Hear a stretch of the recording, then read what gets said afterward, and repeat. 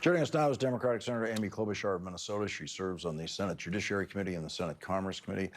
Senator, thank you very much for joining us tonight. Thanks, Lawrence.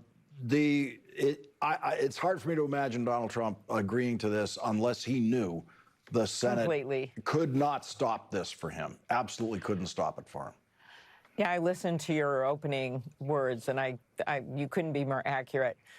He was dead set against this, lobbying people, of course, calling them as recently as a week or two ago.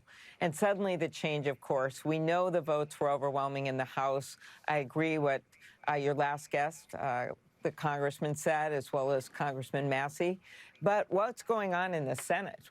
Well, you can't have a big vote in the House without also, I believe, having a strong vote in the Senate.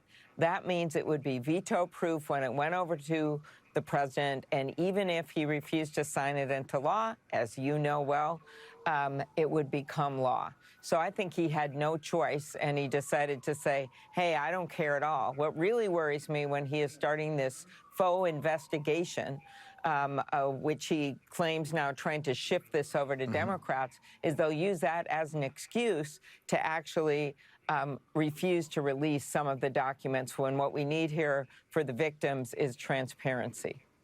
When this comes to the Senate, and we now know that it absolutely will come to the Senate, procedurally, getting to that across that 60 vote threshold seems pretty obvious. I just asked Congressman Garcia a question I never expected to ask last week, and that was, could the vote in the House be unanimous? Could the vote in the Senate on this be unanimous? Easily, because I haven't heard anyone come out strongly on the other side. The Senate's been kind of quiet, a little busy with a few other things lately.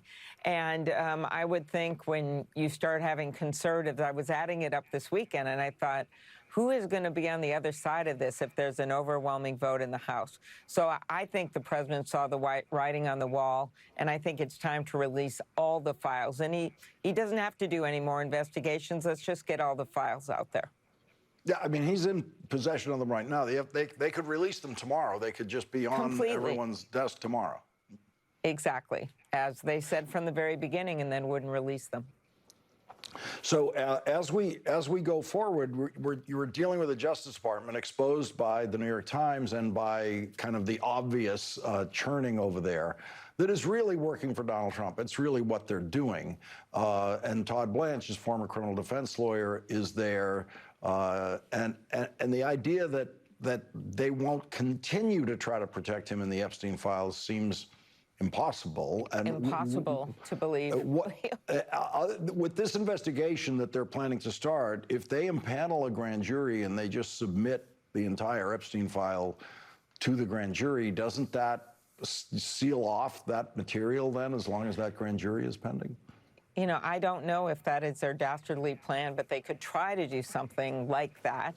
I found it interesting that you asked that question today when a magistrate judge actually came out in the Comey case and said, enough is enough. This is so corrupt how you've done this. I'm putting words in his mouth, but he basically said that they made major errors. The White House aide that was put in there to do her first grand jury case, major errors, including telling the grand jury that they didn't even really have everything in front of them, that there were other reasons that they should indict instead of just what the evidence was that was in front of them. That's what she said.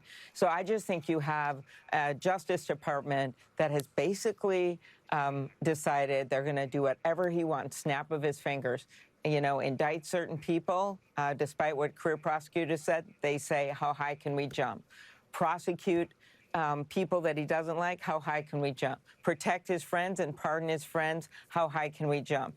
I was struck when Saturday Night Live did the skit of the Senate Judiciary hearing, which I'm sure you saw, where Amy Poehler played Pam Bondi as, of course, Pam Bondi hurled insults at every single member, Democratic member of the committee. I realized at that moment that I trusted Amy Poehler as Attorney General of the United States more than Pam Bondi, Lawrence.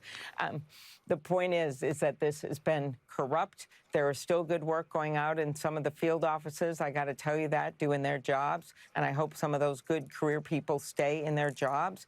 But what's going on in Washington is appalling, as the New York Times story pointed out.